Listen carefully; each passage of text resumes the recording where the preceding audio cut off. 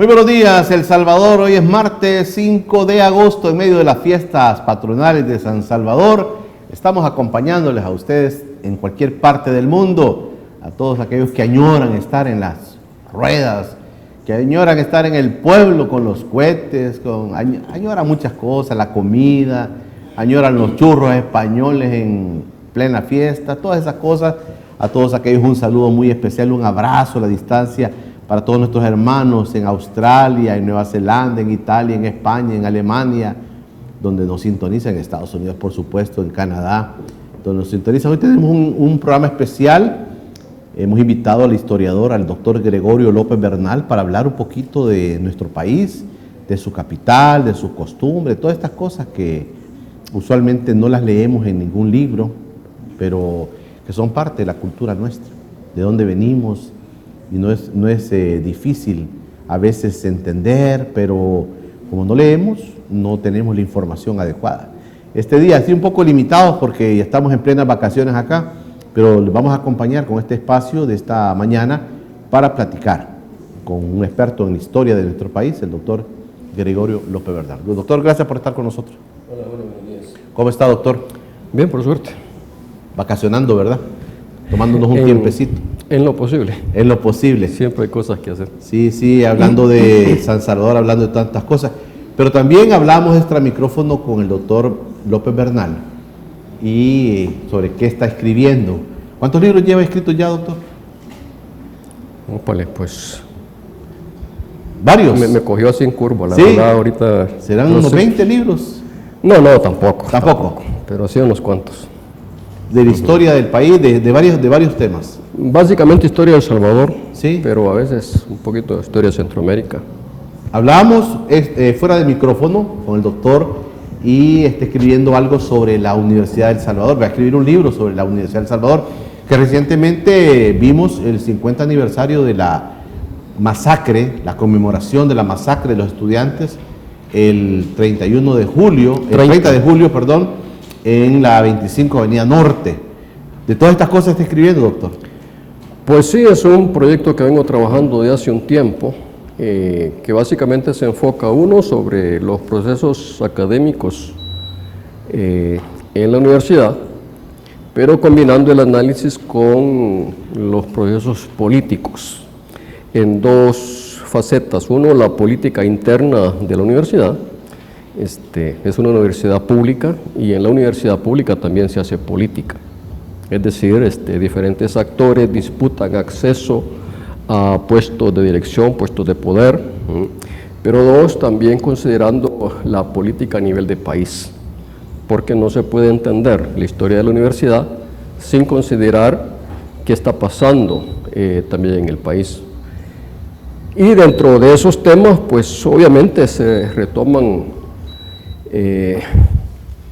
algunos sucesos, ¿no?, como este que mencionaba, de esa represión a una manifestación estudiantil en 1975, que es como uno de los primeros hechos sintomáticos que arrancan una escalada de represión, de violencia en el país, que llevó a que la universidad ya en la década de 1980 sufriera una intervención militar prolongada, ¿no? 4 años estuvo la universidad, el campus de la universidad intervenido por el ejército. La universidad siguió trabajando, pero en el exilio, en condiciones muy difíciles. Bueno, sobre cosas así tratará ese libro. ¿De los rectores también va a escribir? ¿Han tenido rectores insignes en la universidad, doctor? Justamente el rector que arranca este periodo de reformas de la universidad es Fabio Castillo, un individuo realmente brillante, visionario, un tipo que tenía realmente... Fabio Castillo Figueroa, ¿verdad? Figueroa. Nuestra historia como universidad es bastante paradójica, Julio. Usted entra a la universidad en la Plaza de la Minerva, que le llaman. Ahí en los últimos años se ha construido una galería de rectores insignes. Ahí está Llerena, está Rafael Mengíbar, Fabio Castillo, Félix Ulloa, María Isabel Rodríguez. Bueno, se les rinde homenaje, se les reconoce, pero en su momento esos rectores también fueron muy maltratados por la universidad. ¿Maltratados por la universidad? Maltratados, o sea, se lo digo así. O sea, Fabio Castillo, por ejemplo, que lidera un proceso de reforma brillante en la universidad, ya para 1970 tiene un conflicto muy fuerte con los estudiantes. Se va al exilio, regresa en el 91, intenta, en el 91 es rector de nuevo, intenta retomar el proceso de desarrollo académico que tenía, le fue muy mal. O sea, encontró una universidad terriblemente politizada, con muy poca disposición al trabajo académico. Y bueno, la doctora Rodríguez le pasó parecido en 2006, 2007, un tremendo conflicto. En fin, ayer estuve en un acto en el Cine Teatro sobre este tema del 30 de julio, un acto muy bonito, muy memorial, muy de reivindicar las víctimas, pero creo que le faltó un poquito de reflexión en el sentido de entender en qué contexto esos sucesos se dan y qué implicaciones eso tiene para la vida universitaria, ¿no? En fin, los historiadores generalmente complicamos más las cosas. Cuando profundizan, exacto, cuando van escarbando. Y de repente eso, lo que hacemos va un poquito a contracorriente de lo que normalmente la gente entiende y le gusta, ¿no? Esta parte de la politización de la universidad, digamos, hoy en estos tiempos, mucha gente reclama dónde está la universidad, reclama dónde están las marchas de los estudiantes, reclama dónde están los rectores, reclama la incidencia política que pueda tener la comunidad como comunidad universitaria, doctor. Bueno, ese es un problema que enfrentamos históricamente. Creo que hay que entender la actuación de la universidad, de las instituciones, de los mismos movimientos sociales en un contexto, ¿no? Ciertamente, si uno compara el protagonismo social, político, que la universidad tuvo allá por los años 70 y 80 con lo que sucede hoy día, pues hay una diferencia enorme, ¿no? O sea, y ciertamente hay gente que resiente esa falta de... pues sí. ¿Pero qué era? Pero yo creo que... ¿Era diferencia de generación? No, era el momento histórico, Julio. O sea, hacia los 70, hacia los 80, todo el país estaba en una dinámica de politización, de movilización, de lucha por cambiar ciertas condiciones, entre esas el entramado político. No era solo la universidad, me explico, había movilización campesina, obrera, magisterial. Ese proceso fue el que al final de cuentas nutrió todo el proyecto revolucionario de los años 80, ¿no? Pero bueno, pues, termina la guerra, viene la paz y hay como un reflujo de todas esas movilizaciones. Hoy día estamos como en la parte más baja, justamente, de ese ciclo. Entonces, las sociedades tienen esa lógica cuasi cíclica de momentos en que la movilización crece, momentos en que desciende y prácticamente se anula. Hoy estamos justamente en eso. Entonces la gente dice, ¿pero qué pasa hoy? Bueno, eso es un problema difícil de entender. Ahora bien, en este trabajo que yo estoy haciendo también cuestiono el costo que la universidad tuvo que pagar por haberse metido tanto en la política. O sea, porque al final, en los años 80, prácticamente la universidad se convirtió en un referente más del proyecto revolucionario. O sea, se volvió extremadamente política y dejó lo académico a un lado. Eso tampoco puede ser. Entonces, el punto es cómo tener, por así decir, un sentido de equilibrio. La universidad no puede desentenderse de la problemática nacional, ¿sí? Tiene que estar atenta, hacer análisis, proponer, pero tampoco la universidad es una instancia política, no a los extremos, para dedicarse únicamente a eso. Esos son justamente los temas que nos hace falta discutir, ¿no? Sí, porque mire, doctor, en la parte, digamos, usted dice, la incidencia de la universidad, porque yo recuerdo ya, yo inclusive viví parte del exilio de la Universidad de El Salvador, estábamos fuera en buena parte en los años 80, yo lo viví, pero también el peso académico, o sea, el pueblo, las masas, digamos, los obreros, los campesinos, las iglesias, la sociedad en general que vivía una especie de revolución interna, digamos, personal pero colectiva también, decía que se basaba mucho en el pensamiento de la universidad, de los profesionales, de los académicos que podían dar luces, y de hecho las daban. Pero sustento entonces también el peso de pensamiento de los estudiantes y de los académicos dentro del campus universitario también era como la fuente que tenía la sociedad en general, doctor. Vean, insisto que el punto es ir entendiendo en su debido momento cómo funcionan las cosas. Vea, yo he estado trabajando, por ejemplo, en movilización estudiantil, organización estudiantil en los años 60, justamente en la época de la reforma de Fabio. Sí. Mire, jóvenes, 20, 22 años, con una capacidad de análisis de la problemática de la universidad del país extraordinaria. Discutiendo, cuestionando. Ahí había una dirigencia estudiantil realmente brillante.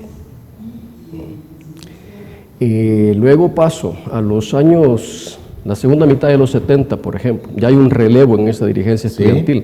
¿Sí? Siguen la misma línea de pensamiento, de cuestionamiento, muy de izquierda y toda la cosa, pero la calidad del pensamiento ha disminuido terriblemente.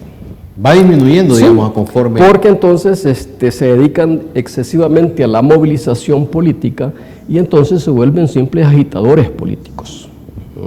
Ya no es gente de análisis, sino gente de consigna. ¿Me explico? Eso obviamente va a incidir en la calidad de universidad que tenemos. Salimos de todos esos conflictos, salimos de la guerra, llegamos al periodo de paz. Y entonces, quisiera entender esa parte que usted dice, por ejemplo, los dirigentes estudiantiles, cómo han visionado al país, cómo lo han visto, cómo lo han analizado al país, porque hoy día, en este siglo XXI ya, ahora se cuestiona mucho el rol, el protagonismo o la falta de protagonismo de los estudiantes y de los académicos en la universidad. Y dice, entonces, ¿qué perdieron? ¿Se perdió la esencia del análisis? No, se perdió, digamos, el horizonte, ¿sí? O sea, ¿qué queremos ser como individuos? ¿Qué queremos ser como sociedad? ¿Sí? Hoy día estamos en un momento muy individualista, ¿sí? O sea, ¿qué quiero ser yo como individuo? Y luego, ¿qué queremos ser como país? Esas discusiones han pasado a un segundo plano. Poca gente se dedica a eso. Entonces, eso lo que hace es que la población en general pierde la capacidad de cuestionamiento, de reflexionamiento sobre su problemática diaria, y entonces no alcanza a ver más allá. ¿Me explico? O por el contrario, entonces asumen de que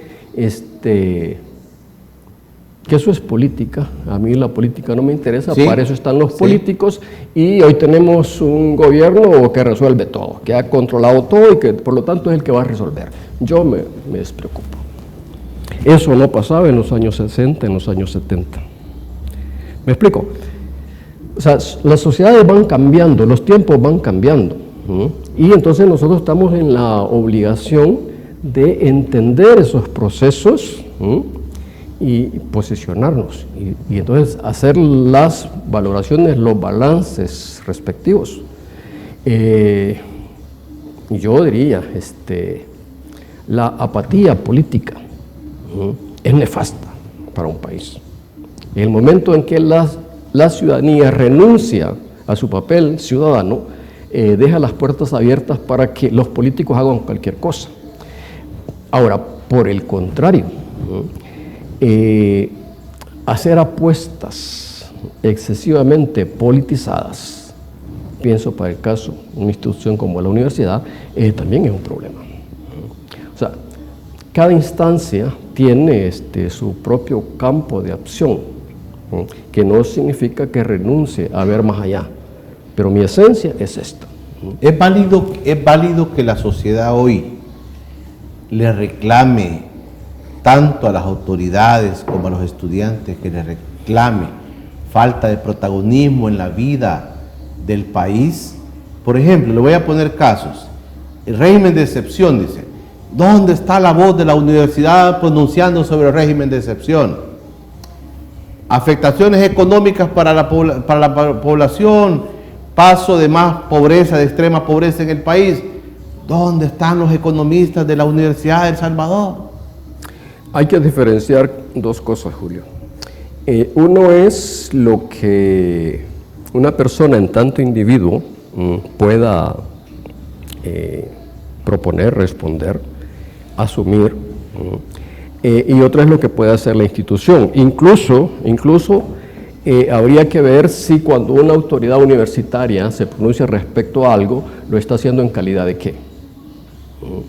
Para mí, el puesto de rector de una universidad pública no es un puesto administrativo, es un puesto político, entendido en el buen sentido de la política.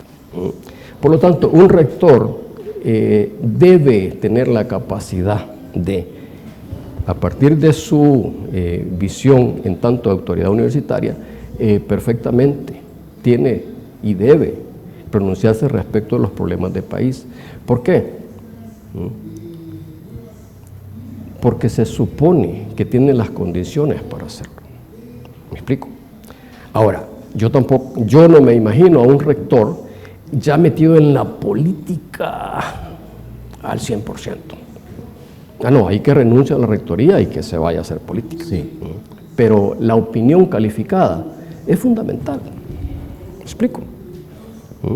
Y sí, yo creo que la universidad tiene esa deuda de incidir más, de ser un referente de opinión calificada. ¿Por qué? Porque hoy día, sobre todo con la proliferación de estas caravanas de redes sociales, hoy lo que sobra es gente que opina con capacidad o sin ella. ¿Sí? Necesitamos voces un poquito más calificadas. Hoy, doctor, también el escenario, disculpe que este tema creo que es importante y mucha gente, algunas cosas no las entiende sobre el rol de la Universidad de El Salvador en este momento de la vida del país. Por eso me gusta el tema. Pero hoy dice, por ejemplo, la idea de Bukele es privatizar, tomar también la Universidad de El Salvador. Y entonces se plantean otras cosas, inclusive en el orden académico. O sea, la universidad, que se ha declarado siempre como una universidad independiente, digamos, con su autonomía, como las universidades en muchos lugares del mundo, dice, nosotros actuamos autónomamente, aunque dependamos, digamos, presupuestariamente del gobierno central. Pero eso le ha dado el carácter de ser una universidad sin amarres de todo tipo, ¿vea? O no están amarrados a nada. O sea, es la ciencia, la tecnología, es la academia. Y además está el concepto de autonomía universitaria, sí, que es muy importante. Pero dicen, lo que le puede venir a la universidad es que, por ejemplo, se le capte y se le deje como una universidad que dependa de alguien más. Mire, ahí sería especular un poco. Yo sinceramente no... Pero hay algunas señales, doctor. Por ejemplo, yo entiendo, pero yo diferenciaría dos elementos. Yo no creo que la idea, que si hay una pretensión de parte del gobierno hacia la universidad, sea en la lógica de privatizar. O sea, no hay condiciones como para que la universidad se vuelva un negocio. Que eso es la lógica de la privatización. Ahora bien, la universidad tiene un potencial enorme, tanto en el plano de la formación profesional, o sea, qué tipo de orientación reciben los profesionales que salen de ahí, como también en el campo de la investigación, pero también en el sentido de que qué líneas de pensamiento se generan en la universidad hacia la sociedad y hacia los estudiantes. 60,000 estudiantes en clase todos los días en la universidad. Si la universidad tiene un cierto lineamiento político-ideológico, eso es un fenómeno interesante, ¿me explico? Por ahí se puede haber una pretensión en el sentido de que este gobierno es muy débil en cuanto a la legitimación político-ideológica. Es un gobierno más de luces LED, de tweets, de cositas así, pero usted hurga un poquito más profundo, es hueco, es vacío. Por eso es que últimamente han aparecido mucho unos gentes por ahí que andan con pretensiones de ser intelectuales que van a darle legitimidad a ese régimen. La historia de la universidad, para ir cerrando este tema, doctor, la historia de la universidad entre luces y sombras, hubo un momento de la guerra que, por ejemplo, casi no recibíamos clases, ¿verdad? Porque aquí habían marchas, que habían cierres, que habían paros, que habían protestas. Inclusive en el exilio sufrimos eso, de que habían un montón de días que uno no iba a la universidad porque había alguna actividad. Los padres de familia después en esa época se empezaron a quejar, decían, bueno, ¿y cuándo van a dar clases?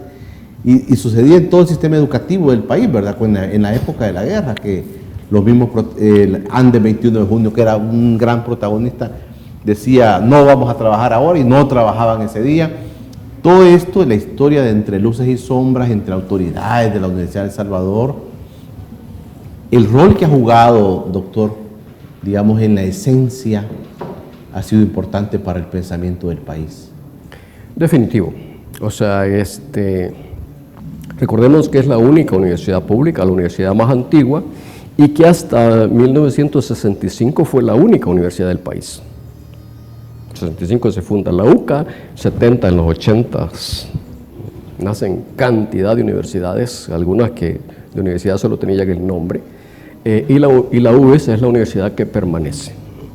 O sea, a nivel nacional es la universidad que tiene más capacidad instalada, no solamente en términos de infraestructura, sino de cuerpo docente, de laboratorios, etcétera, etcétera.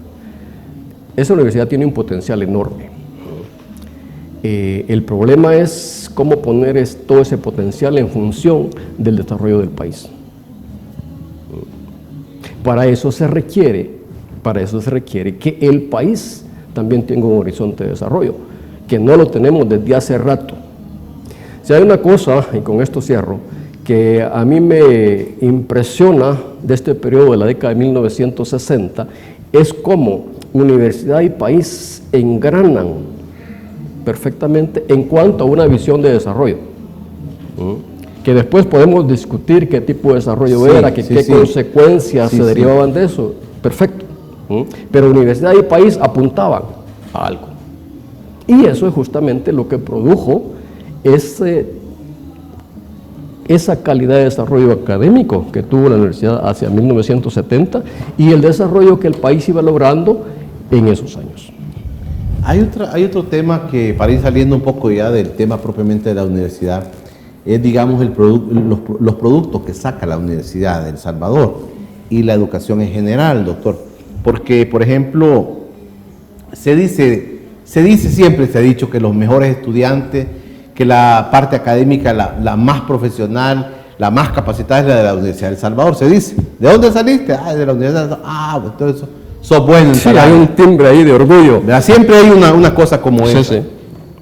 Pero el país ocupa estos talentos o no los ocupa. ¿Qué otro tema a discutir?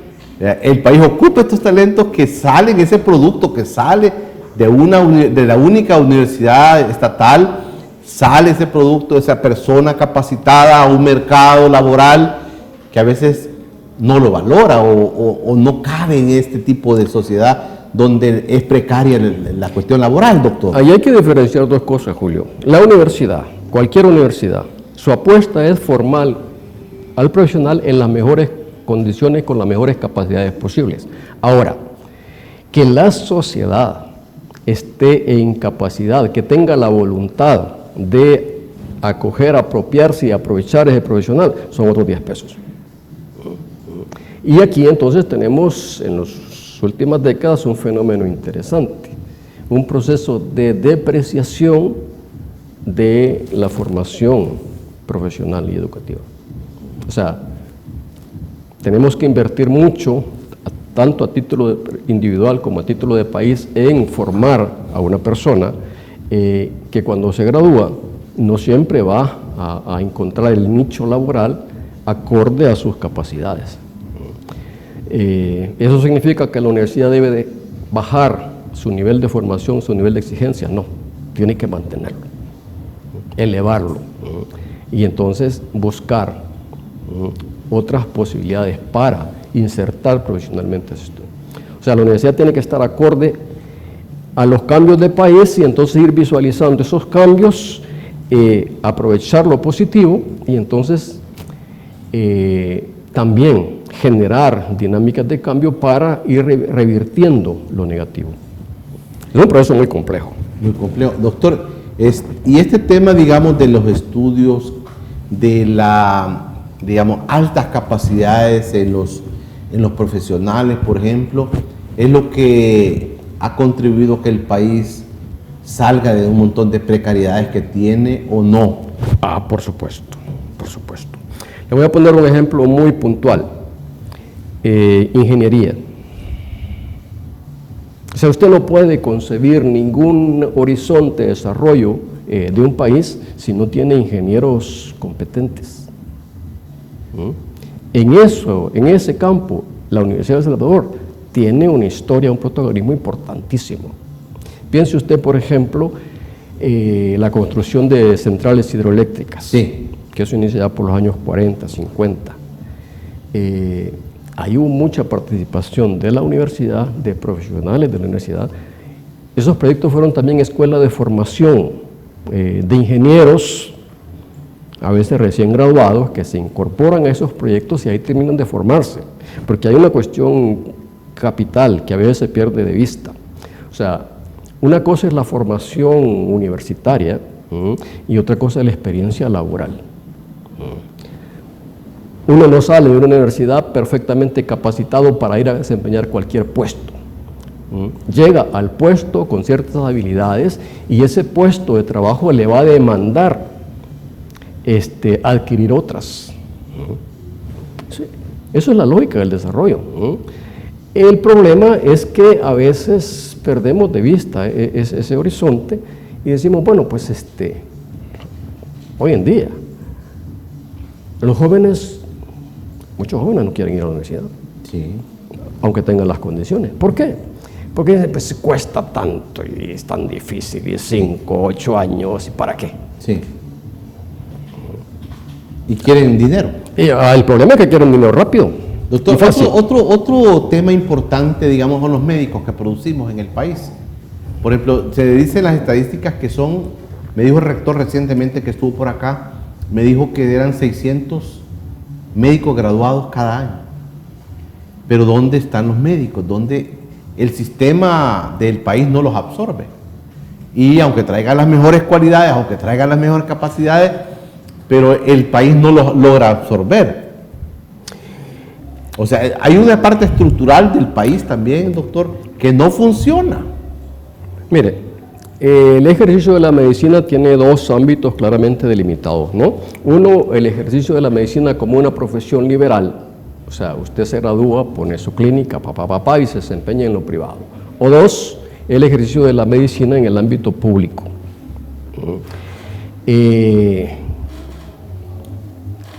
Aquí hay un problema. ¿Cuáles son las apuestas del Estado salvadoreño en el tema salud pública? ¿Tenemos el sistema de salud pública que se requiere? No. Y entonces aquí tenemos una situación paradójica. Tenemos una formación de médicos, tanto de universidades privadas como de la universidad pública, que de repente no encuentran espacio laboral. Pero tenemos el sistema hospitalario que no ofrece suficiente servicio, con situaciones tan paradójicas. El gobierno ofreciendo plazas a profesionales extranjeros y no es capaz de absorber al personal formado en el país. Vea que de nuevo entonces hay un espacio que le corresponde a la universidad, pero hay un espacio que ya no le corresponde a la universidad. Ahí es el Estado el que tiene que responder. Y entonces el libro, ¿cuándo lo vamos a tener disponible, su libro? Habrá que ver. ¿Falta todavía?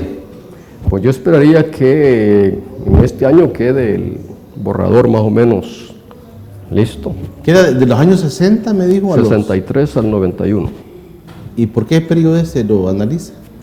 Bueno, porque coincide uno con la dinámica de la universidad, pero también con la dinámica del país. O sea, al cerrar en el 91, estamos en las vísperas del fin de la guerra, de los acuerdos de paz. Sí.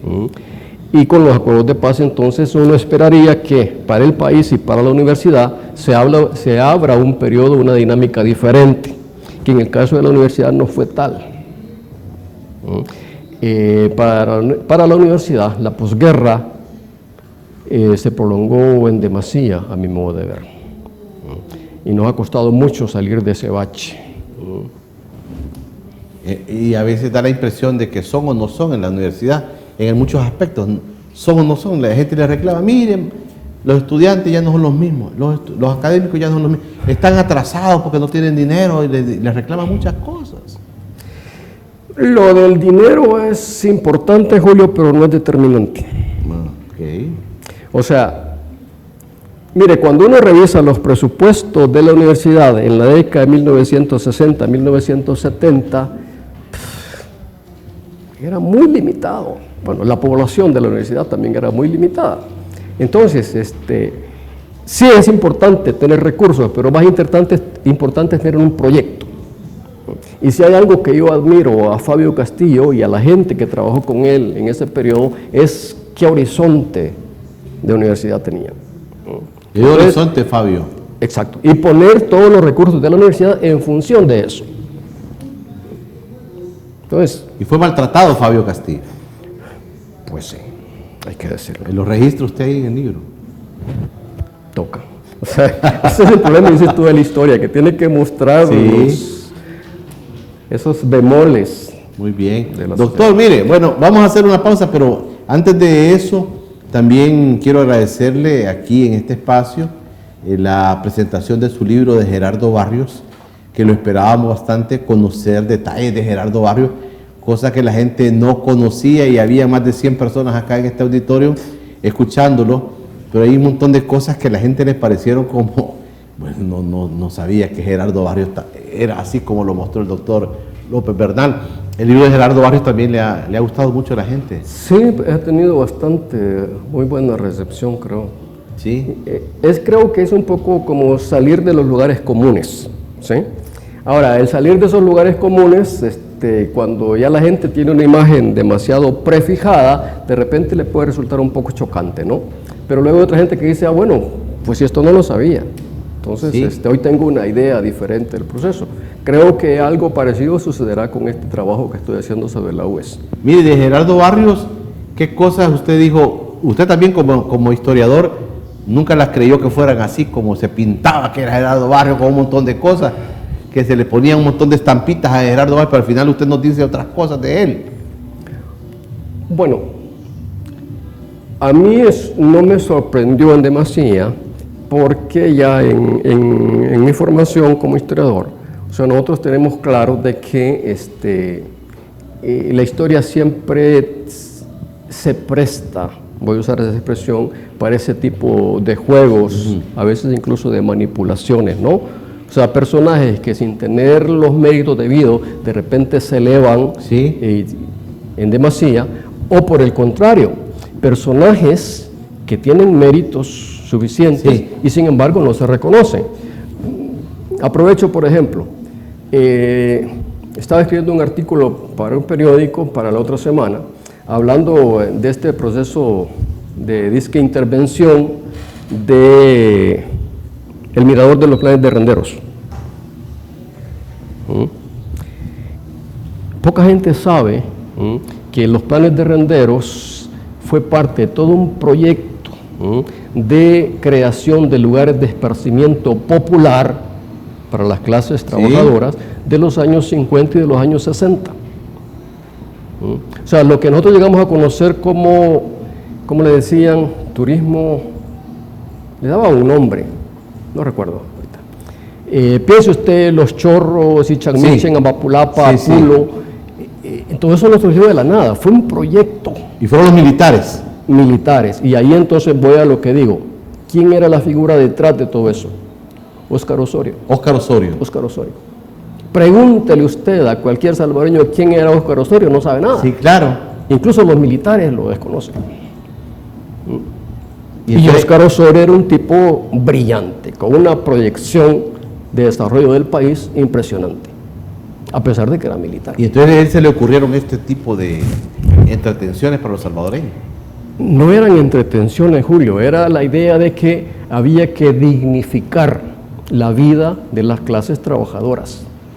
O sea, en esa época surgen no solo esos proyectos, sino instituciones como por ejemplo Seguro Social, Instituto de Vivienda Urbana, el IRA. Era pensar el Estado en una lógica diferente, con militares, que quienes nos formamos en la UES, en los años 80, 90, teníamos una pésima imagen de los militares. Antimilitares. Terriblemente. Ojo, no todos los militares son lo mismo. Mire, hasta de Arturo Armando Molina se hablaban cosas, pero luego la historia como que va dejándose asentado, digamos, así como que dice, mire, pero en la época de los militares hubo obra, por ejemplo. ¿Por qué no? O sea, luces y sombras. Al final de cuentas la vida es eso, luces y sombras. Es eso. Los militares. Bueno, mire, vamos a hacer una pausa.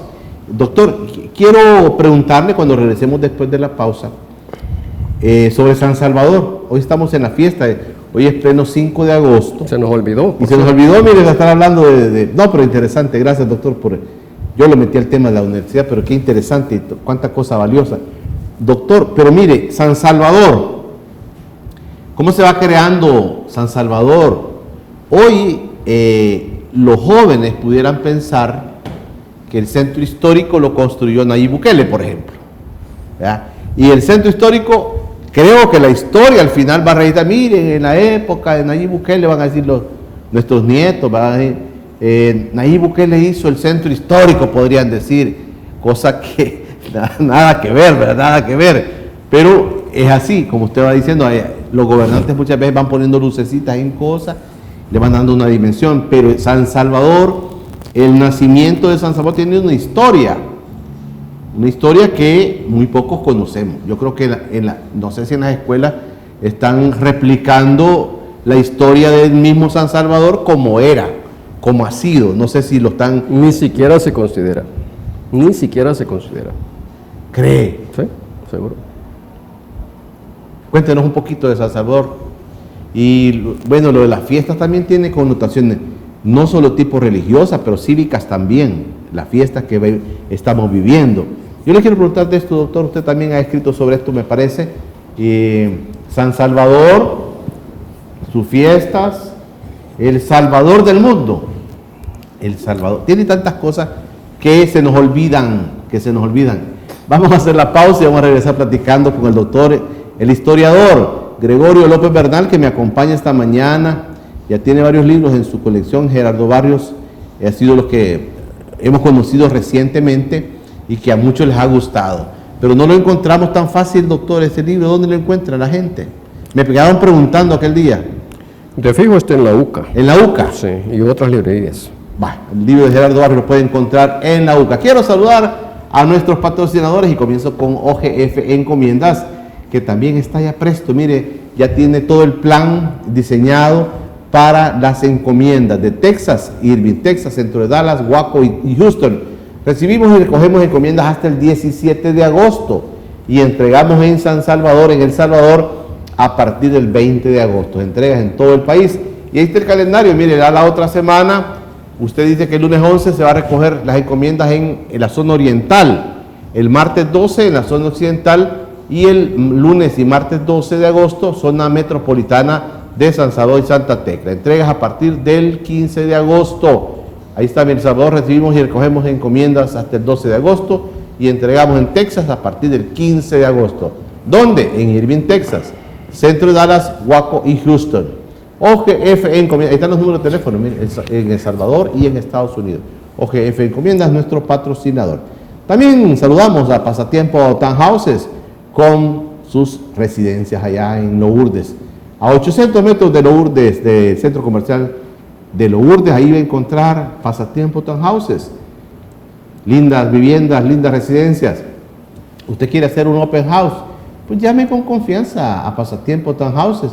Ahí le van a decir, le van a dar toda la información, los bancos que están financiando Pasatiempo Townhouses. Este es el número de teléfono, mire, los valores, todo eso pueden hablar, negociar con Pasatiempo Townhouses, nuestro patrocinador. Y también les recuerdo que el próximo domingo, 7 de septiembre, tendremos un pachangón allá en Maryland, Salvavisión Fest 2025. El próximo domingo, 7 de septiembre, ya vienen las fiestas patronales de El Salvador y las vamos a vivir también en Maryland allá. Usted quiere poner un kiosco, usted quiere ser patrocinador o sponsor de Salvavisión Fest 2025, comuníquese, ahí está el teléfono, mire, para que usted pueda comunicarse con Salvavisión Fest 2025. Pachangón tremendo se va a tener allá. También saludamos a nuestros amigos de Copesa Music, instrumentos musicales, aparatos electrónicos, todo lo que usted necesita para su organización, para su iglesia. Ahí están, mire, todos los instrumentos musicales con 8 sucursales en todo el país. Ahí están 8 sucursales en San Salvador, en Chalatenango, en muchos lugares. Copesa Music.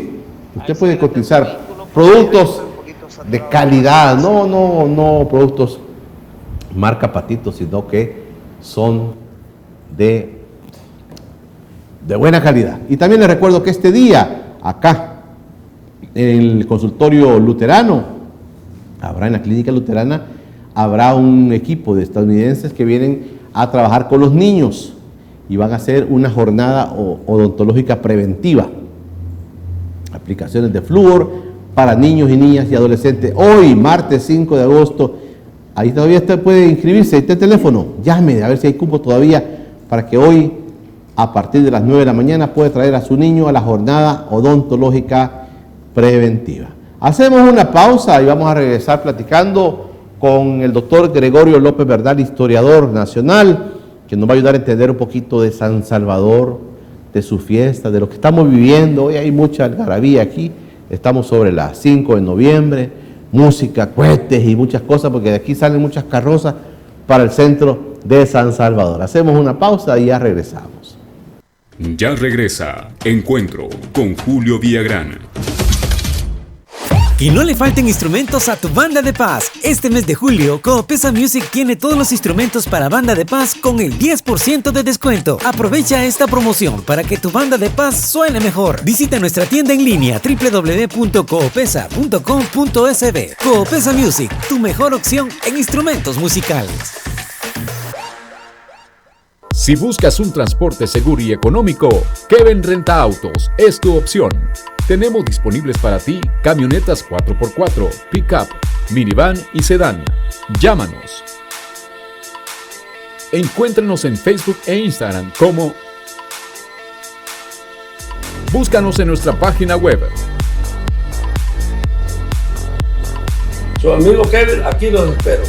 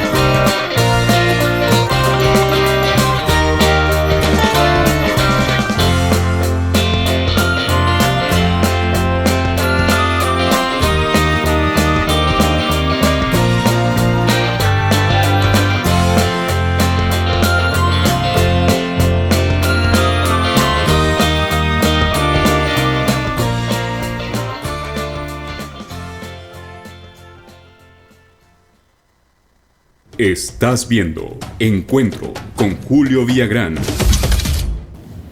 Bueno, aquí estamos en el Encuentro con Julio Villagrán este martes 5 de agosto, en plena fiesta.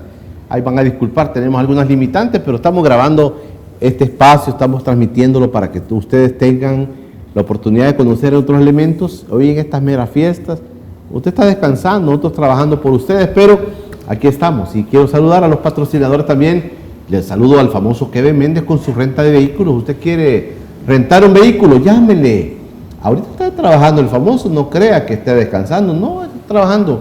Hoy martes 5 de agosto, ahí está trabajando porque muchas personas están demandando vehículos. Usted quiere un vehículo, una camioneta 4x4, un pickup, un minivan, un sedán, usted puede llamarle al famoso Kevin Méndez. Pero también si usted quiere importar su vehículo de Estados Unidos y quiere que se lo pongan ahí afuera en el parqueo de su casa, llámele al famoso Kevin Méndez, porque él también está dedicado a hacer todo el trámite para traerle su vehículo al país. Así que llámele, dígale, mire, fíjese que mi hijo, mi nieto me dio un carro allá bien bonito, que ya no lo ocupa, y Kevin Méndez se lo pone en su casa. Háblele al famoso Kevin Méndez, nuestro patrocinador, y también saludamos a nuestro amigo Rodolfo Rodríguez con Triviajo. Usted está pensando en dar una choteadita, pues háblele a Rodolfo y dígale, mire, quiero ir lejos, mire qué belleza, Oslo, Estocolmo, Helsinki, París, Ámsterdam, Andalucía, Marbella, Málaga. Llámele al 6831-6738 a nuestro buen amigo Rodolfo Rodríguez, dígale que usted quiere dar su choteadita. Bueno, y también usted quiere apoyarnos para ayudar, apóyenos. Usted tiene una silla de ruedas que no ocupa, unas muletas, una andadera, ropita, medicinas, tráiganos. Nosotros vamos a ir a comunidades a llevar ayuda, porque hay mucha gente muy necesitada y requiere de ayuda de todos nosotros. Así es que usted puede hacerlo rápidamente con nosotros. Está el teléfono, mire, comuníquese conmigo. Si usted quiere pegar una piedra, un ladrillo en la pared de Encuentro con Julio, ya también llámeme a ese mismo número para que lo podamos hacer, mire. Bueno, y también les recuerdo que los noticieros de Informa es a las 6 de la mañana y a la 1 de la tarde, el noticiero Informa TV. Y también nuestro espacio de plataforma que suena todos los días a las 7 de la noche. Ahí están todos los días nuestro espacio de opinión, plataforma. El doctor Gregorio López Bernal me acompaña esta mañana. San Salvador, tiene historia San Salvador, ¿verdad? El país tiene historia que poco vamos conociendo y cada vez menos conocen los muchachos y los niños la historia de San Salvador y de El Salvador, doctor. Bueno, pues es un déficit que tenemos. Sí, definitivamente, pero siempre se puede hacer algo. Siempre se puede rescatar algo. Exacto. San Salvador, ¿cómo surge todo esto? Después de la independencia se va configurando nuestro país y se va conformando los puntos centrales de nuestro país y sobre todo la capital, doctor. Bueno, en realidad San Salvador es una ciudad de origen colonial. O sea, el origen de San Salvador está justamente en el proceso de conquista, colonización. Es una ciudad que ha estado en diversos lugares, pero en cierto momento se establece en donde está actualmente, se convierte, digamos, en la ciudad referente. Casualmente lleva justamente la ciudad y el país prácticamente el mismo nombre.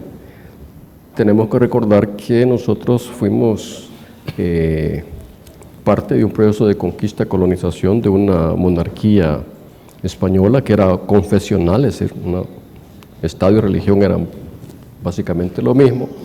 Y entonces por eso el nombre, ¿no? O sea, los conquistadores españoles tenían esa costumbre de nominar las ciudades que iban creando con base en el santoral católico. Por eso hay tantas ciudades que llevan el nombre de un santo, por así decirlo.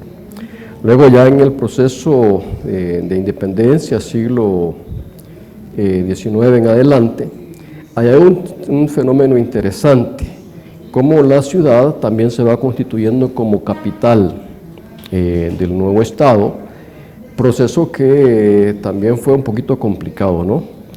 Uno, porque San Salvador nunca fue un centro, por lo menos en el siglo XVIII, XIX, no fue un centro de pujanza económica importante. Habían otros espacios donde la actividad económica era más dinámica. San Miguel, por ejemplo, en la primera mitad del XIX, Santa Ana en la segunda mitad, o sea, el uno el añil, el otro el café, y San Salvador, que se desarrolla como un centro económico en el siglo XX, no en el siglo XIX. Hoy tenemos un fenómeno a la inversa, o sea, todo se ha concentrado en demasía en San Salvador y por eso el caos que vivimos día a día en el tráfico y toda esa cuestión, ¿no?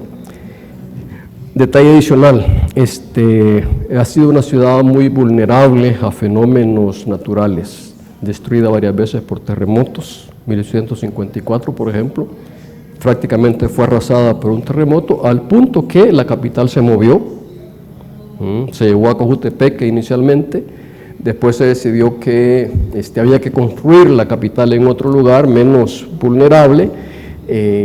Lo hacen en Santa Tecla. Por eso le llaman Nueva San Salvador. Exacto. Santa Tecla es una ciudad que se creó ex profeso para ser capital. Por eso usted ve Santa Tecla, su trazado de las calles es muy ordenado porque se creó para eso. Por En dos ocasiones se ha movido la capital. Sí. A Cojutepeque y a Santa Tecla. Y a Santa Tecla. Por intereses político-económicos, resulta que lo de Santa Tecla no prosperó, se decidió que no, que la capital tenía que ser siendo San Salvador, y así ha seguido. Destruida en buena medida en el 17 con otro terremoto, 86, 2001 también hubieron afectaciones. Yo diría que eso es inevitable porque el país, toda Centroamérica, está en una zona geográfica muy telúrica. Ahora, el problema es cómo San Salvador se ha ido desarrollando a pesar de todos esos problemas. A veces son problemas naturales, a veces son problemas causados por los humanos, que no somos como muy visionarios y entonces construimos a veces de manera no debida, ¿no? Doctor, le pregunto precisamente sobre el tema del centro histórico. Hoy que está de moda el centro histórico, decir El Salvador para muchos turistas y para muchos salvadoreños que viven en otros países, el centro histórico es lo fuerte, les llama la atención y todos quieren ir al centro histórico, porque el centro histórico, muchos podrían estar creyendo, lo voy a decir así, como lo siento a veces, que es una creación de Bukele, por ejemplo. Pues es una creación horrible, le diré. Y en todo caso es un espejismo, Julio. ¿En qué sentido? Uno, esa remodelación del centro histórico se ha hecho dañando, destruyendo buena parte del patrimonio cultural histórico de la capital. Se ha destruido. Por supuesto. Veamos, denos detalles, por favor. La remodelación de las plazas. Ahí se intervino y se destruyó lo que se había hecho anteriormente. Eso no se puede hacer de primas a primeras. Piense usted, por ejemplo, el edificio de la Biblioteca Nacional. El edificio original era del Banco Hipotecario. El Banco Hipotecario. Eso había sido declarado patrimonio cultural. Se arrasó sin más. Por un capricho se removió el piso original del Palacio Nacional, que tenía un valor histórico, artístico importante. Lo fueron a tirar a las cañas y le pusieron piso de cerámica típico de un centro comercial. Bueno, fuera de San Salvador, del centro histórico, pero también importante de San Salvador, el Hospital Rosales, que era una belleza arquitectónica, un edificio de lámina troquelada, prefabricado, mandado a traer ex profeso de Bélgica para acá, se lo acabaron. Que el edificio estaba deteriorado, sí, cierto, o sea, los salvadoreños no cuidaban nuestro patrimonio, pero eso podía rescatarse, al menos en parte. La historia requiere tener vestigios materiales. Lo destruyeron todo. Entonces, eso por un lado. Por otro lado, ¿por qué es un espejismo? Julio, usted camina de la Plaza Barrios 3, 4 cuadras hacia cualquier rumbo, al oriente, al sur de San Salvador, ¿y qué es lo que va a encontrar? Lo que va a encontrar es una ciudad pobre, derruida, con vendedores ambulantes arrinconados ahí. Eso no es algo de lo cual uno se pueda sentir orgulloso. O sea, la ciudad es la infraestructura y su gente. ¿Sí? No tiene sentido pensar una ciudad sin la gente que vive, que trabaja en ella. Y aquí entonces resulta que nosotros tenemos un país pobre, con altos niveles de desempleo, de subempleo. Esa gente que no tiene empleo, que no tiene subempleo, es la que se va al comercio informal. ¿Sí? De repente se vuelven indeseables y hay que sacarlos sin ofrecerles alternativas. ¿Y sacarlos para qué? Para que vengan grandes inversionistas a poner grandes negocios, que eso es justamente lo que al gobierno actual le interesa. Usted ve que acaban de aprobar una ley que le da beneficios fiscales increíbles, ¿a condición de qué? A condición de que usted puede invertir $2,000 millones. ¿Quién está en este país en capacidad de invertir $2,000 millones? Nadie.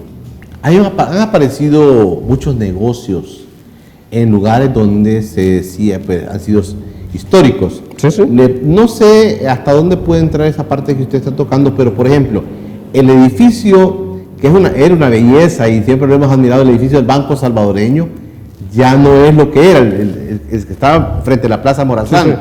Ya no es lo que era, doctor. Inclusive había una venta de ropa usada ahí en ese edificio, maltratando de esta manera, digamos, parte de nuestro patrimonio, pienso. O sea, aquí el problema es, Julio, en cierto momento el centro de San Salvador se cayó prácticamente en la anarquía. Eso hay que reconocer. Hay que reconocer. Había un desorden, ruido, o sea, la gente se ha apropiado del espacio público. Eso no puede ser. El problema es que hoy nos estamos yendo al otro extremo. Hoy resulta que la ciudad pareciera ser que ya no va a ser para los sansalvadoreños, al menos no para todos. Hay un espacio de la Universidad de El Salvador también, junto a la catedral, que ya no existe, entiendo.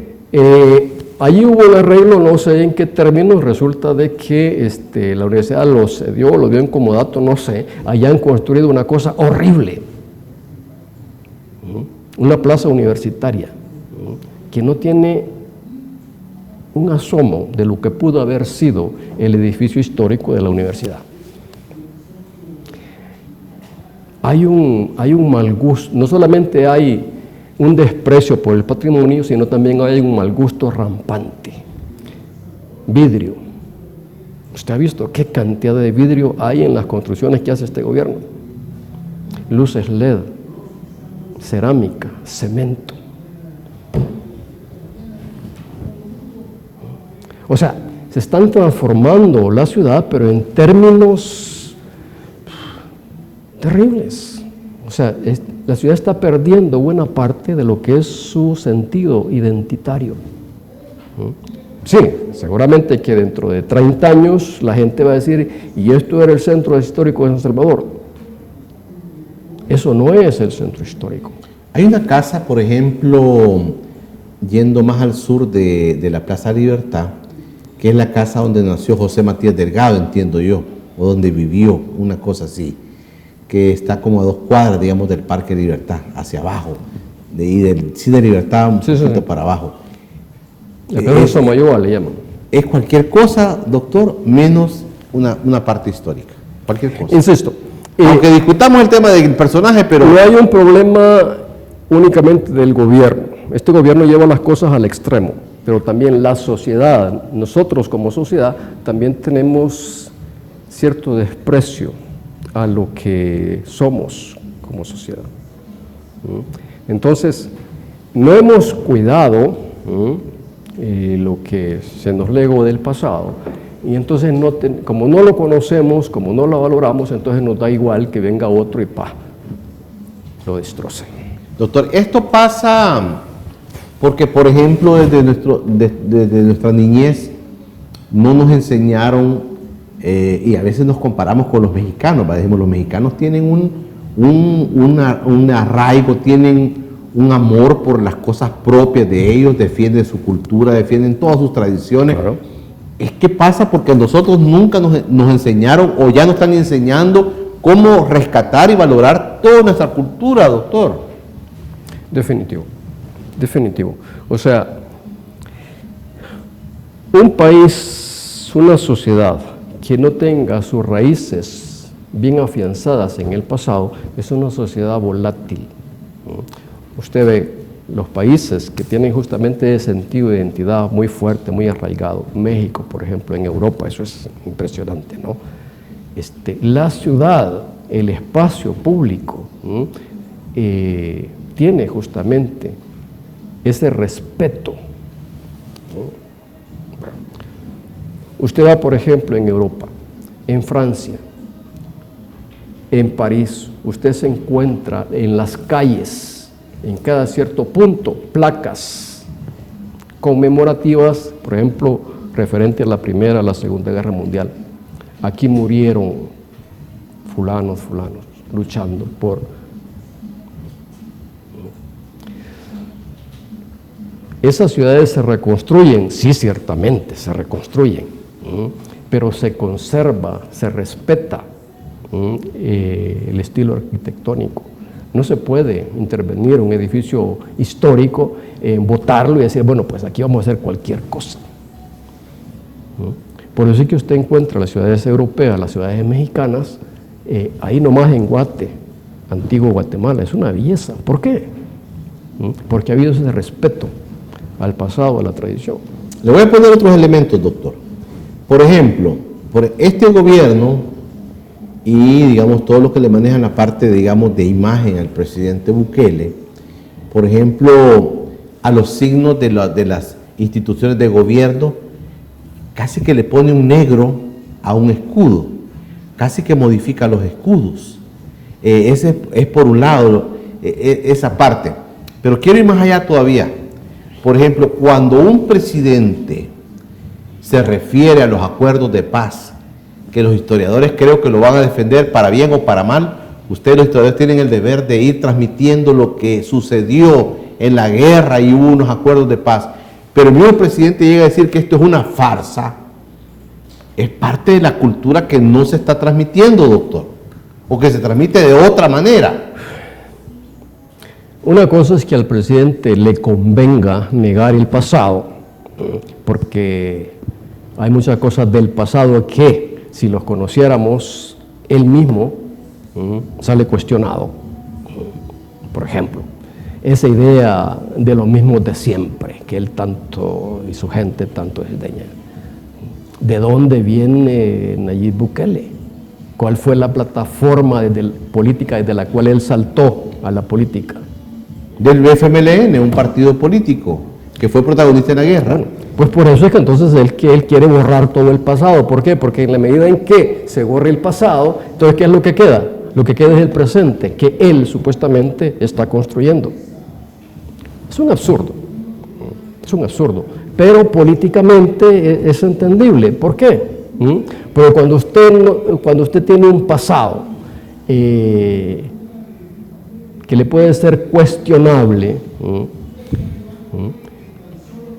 pues lo va a esconder, obviamente. Entonces, esa visión muy presentista que vemos nosotros en todos los aspectos, es una visión políticamente interesada.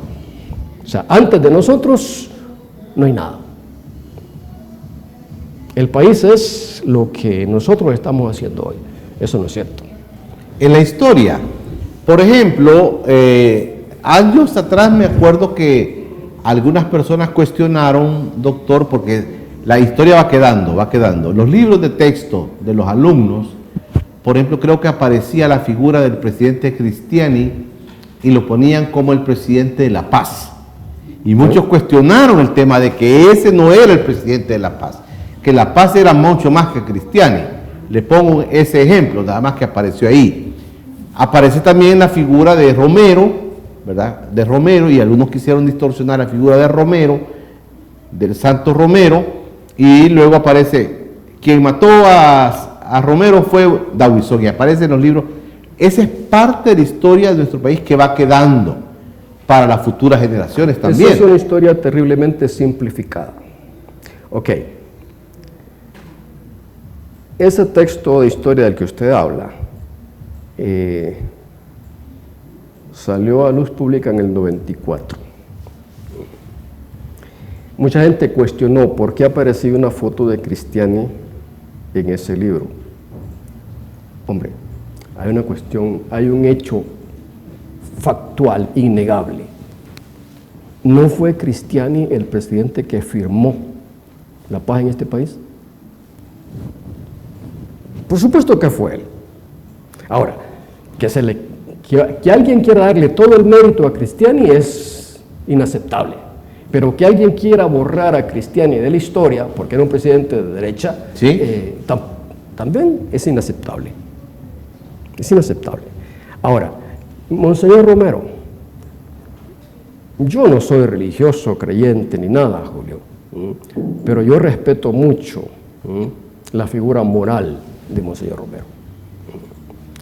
Y en su momento yo creo que se abusó por parte de la izquierda a querer hacer de Monseñor Romero una figura política.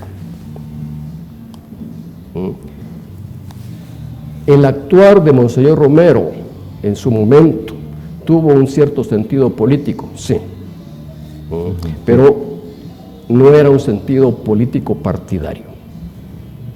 Creo que es una figura que trasciende la estrechez de lo meramente político. Creo que Monseñor Romero es una figura válida en la historia de este país, independientemente si usted es una persona de izquierda o de derecha. Su estatura sobrepasa esos estrechos límites. Entonces, el gran problema con nosotros es justamente cómo manejamos la herencia del pasado. Sí. Tenemos un pasado que nos resulta incómodo a la derecha, a la izquierda, bueno, al gobierno que hoy tenemos. Le resulta incómodo. ¿Por qué? Porque si la gente conoce el pasado, va a comenzar a cuestionar mucho de lo que se dice que es, de lo que hace, de lo que decía antes de llegar a la presidencia, con lo que hace hoy después de llegar a la presidencia. ¿Eso es exclusivo de Bukele? No. Ese es un problema que enfrentan todos los políticos. El problema es que con Bukele ese problema se magnifica enormemente. ¿Por qué? Porque no solamente su errática trayectoria política, sino también su ego. Es un tipo que piensa que él está predestinado para hacer grandes cosas. Pues habrá que hacer el balance realmente de qué grandes cosas ha hecho. Y aquí entonces de nuevo los historiadores tenemos ese reto. Si estaremos obligados a reconocer algunos aspectos positivos. ¿Usted puede comparar a Bukele con Maximiliano Hernández Martínez, doctor? Por supuesto. ¿Ah? Por supuesto. ¿Tienen muchas cosas en común? Bueno, no es un gobierno que tenga en sus hechos, por ejemplo, una matanza como la que ocurrió en el 32 sí, con Maximiliano Hernández Martínez. Pero ambos personajes violaron flagrantemente la Constitución, que establecía taxativamente no puede reelegirse. Ok, buen punto. ¿En qué más podemos comparar? Bueno, en esa tendencia autoritaria muy manifiesta, en donde la única voz autorizada es la voz del gobierno. Y cualquiera que critique, que cuestione, es un opositor. No necesariamente el que critica, el que cuestiona es un opositor. Tercero, la tendencia terrible a la centralización del poder en el Ejecutivo. Proponer 3 ejemplos puntuales. Había un grupo de aduladores con Maximiliano Hernández Martínez que dicen muchas personas que analizan que ahora se tienen también. Por supuesto, lastimosamente que los muchachos que hoy adulan a Bukele conocen poco de historia y debieran aprender de la gente que adulaba a Martínez, que habían algunos que lo hacían incluso con buen estilo. Julio, todo gobierno, así como tiene opositores, también tiene gente que lo apoya. Y hay casos extremos en donde los gobiernos promueven intencionalmente figuras para que los alaben. Eso sucede. ¿Hubo obispo que aduló a Martínez? Dice? No, por supuesto. El padre Chopin la vez pasada me envió una carta de un obispo de San Miguel que hablaba maravillas de Hernández Martínez. La iglesia no está al margen de la política y de los problemas de país. El punto es, Julio, hasta dónde esas narrativas son sostenibles. Sí. ¿Cuánto la historia los mantiene ahí? Y hasta dónde alguien que pretende tener cierta incidencia en la opinión pública tiene que guardar las distancias. Ok. Se trata de hacer un análisis de la gestión política de XY gobierno. Sí, hagámoslo.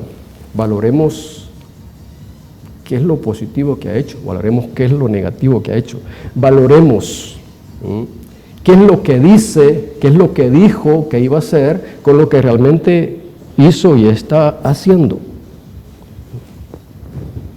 El problema es que de repente nosotros aquí pensamos que si soy opositor al gobierno tengo que hablar solo pestes del gobierno. Y que si soy fan del gobierno, pues entonces lo único que puedo hacer es aplaudirlo. Es terrible.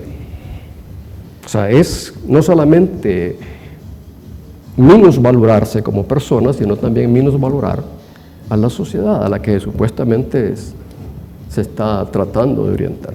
Los que vivimos la época de las dictaduras militares, doctor, pudiéramos decir, había una dictadura militar que la componían y se turnaban, los militares se fueron turnando. El caso de Maximiliano Hernández Martínez era diferente. Él fue quien se reeligió, a él se le llamó propiamente dictador, porque él como protagonista de esa parte de la historia nuestra era el protagonista. En la historia del país, podemos decir que Maximiliano Hernández Martínez y Bukele juegan como los mismos roles como gobernantes, apartando el tema de la dictadura militar, que fueron varios militares. No, tienen rasgos similares y tienen rasgos diferentes, para empezar. Y luego, hacer de Martínez el paradigma de los gobiernos militares es un error. O sea, Martínez tuvo un estilo de gobierno que es muy diferente al que tuvo, por ejemplo, el país después de la Revolución de 1948. Con el PRO, incluso con el PCN, en los tiempos primeros del PCN, eran visiones totalmente diferentes. Sí había un acento autoritario, hay que decirlo, o sea, eso casi que podemos decir que nos viene en la genética social de nuestro país. Pero ese término dictadura militar, yo creo que es un término que debe discutirse, debe repensarse, hasta dónde aplique y hasta dónde no. Okay. Insisto, la mejor manera de hacer esas valoraciones es justamente pensar qué es lo que realmente esos gobiernos hicieron cuando estuvieron en el poder. Y sería absurdo pensar, por ejemplo, que los gobiernos militares en este país solo hicieron cosas malas. Hicieron cosas positivas. Hicieron cosas que incluso hoy día todavía subsisten. Sí. y que lastimosamente O sea que no valoramos debidamente. A pesar de todo, fueron visionarios, doctor. O sea, le pongo el ejemplo del gobierno de Óscar Osorio. La Constitución de 1950. Hay gente que desprecia las constituciones. Las constituciones son importantes. ¿Por qué? Porque las constituciones nos dan el horizonte de sociedad que queremos construir. Esa Constitución de 1950 es la primera constitución que le da al Estado la responsabilidad de asumir los problemas sociales del país. Salud pública, por ejemplo. Antes de la Constitución de 1950, la salud era arréglese usted como pueda. Eso no es responsabilidad del Estado. 1950 le dice, no, es usted, Estado, quien tiene que asumir el tema de salud pública. O, por ejemplo, el tema de vivienda popular. Sí. ¿Cuánta falta nos hace hoy día una política de vivienda popular en este país, Julio? Hoy abundan, pululan proyectos habitacionales que están fuera del alcance lejos. de la mayor parte de la población. $100,000, $200,000 un apartamento para los jóvenes. ¿Qué joven hoy día en este país puede pagarse un apartamento de esos? Claro. ¿Qué hace el Ministerio de Vivienda al respecto? Hace absolutamente nada. Y los militares pensaron en grandes poblaciones, en grandes colonias que todavía viven. La Ibu, por ejemplo. Nacen ahí, doctor. Bueno, Sacamil. La Sacamil. Que la gente decía que esos edificios son feos y toda la cosa. Era el estilo arquitectónico de la época, funcional. Sí. No, pero la Santa Lucía, por ejemplo, en Ilopango, Valle Nuevo, en Ilopango. Bueno, son cosas que debiéramos reconocer que fueron positivas para el país. Sí. Una casa de esas colonias, Santa Lucía, Soyapango, 35 colones mensuales era la cuota. Ahí se pagaron. Casas que incluso tenían patio. Sí. ¿Dónde encuentra usted hoy una casa con patio? Y también se metió el tema, para ir terminando, se metió el tema de que era una cuestión de ayuda mutua, digamos. El que iba a ser propietario también ayudaba a la construcción. Me acuerdo por supuesto, de Amatepec y Crediza que se hicieron esas. Y no solo eso, de nuevo aparece el tema de dignificar, de educar a la población. Cuando usted aplicaba a un edificio, a un apartamento, en esos edificios multifamiliares, incluso recibía formación de cómo usted debía comportarse en ese espacio. Ah, Sí, la UCA hizo una investigación interesante, publicaron un libro hace poco, muy bueno sobre eso. O sea, un reglamento, digamos. Sí, porque era vivir en condominio, o sea, un espacio compartido por diferentes familias en un solo. Entonces, usted tenía que aprender a comportarse educadamente con sus vecinos. wow. Vea, hasta cosas como esas. Doctor, gracias por estar con nosotros. Y discúlpeme que lo saque siempre de los temas que venimos. Y dijimos, este tema vamos a hablar, pero Ya me estoy acostumbrando. ya me está acostumbrando. Gracias, doctor. Gracias por tu gentileza de venir Un con gusto. nosotros a este espacio. Este es su casa, ¿verdad? No sé si se sintió cómodo en este nuevo espacio que hemos creado, ¿verdad? Está Pero bueno. espero que sí. Y me queda más cerca. Le queda más cerca. Gracias, doctor, por estar con nosotros. Bueno. A todos ustedes, muchas gracias por haberse quedado con nosotros este día martes 5 de agosto. Estamos en plenas fiestas patronales de San Salvador. Aquí hay una gran boya en todos los alrededores de que casi llegamos a la parte vieja de San Salvador, esta parte, ¿verdad, doctor? De las 5 de noviembre para allá, como que comienza el mero ajo del centro, el centro histórico, la ciudad vieja de San Salvador. Aquí estamos, en las 5 de noviembre, para servirles a todos ustedes. Y hoy esperamos que usted esté descansando también. Y si no, en Estados Unidos, allá en donde nos vea, está trabajando, pero siempre escuchando Encuentro con Julio Vieran. Gracias, nos encontramos mañana miércoles.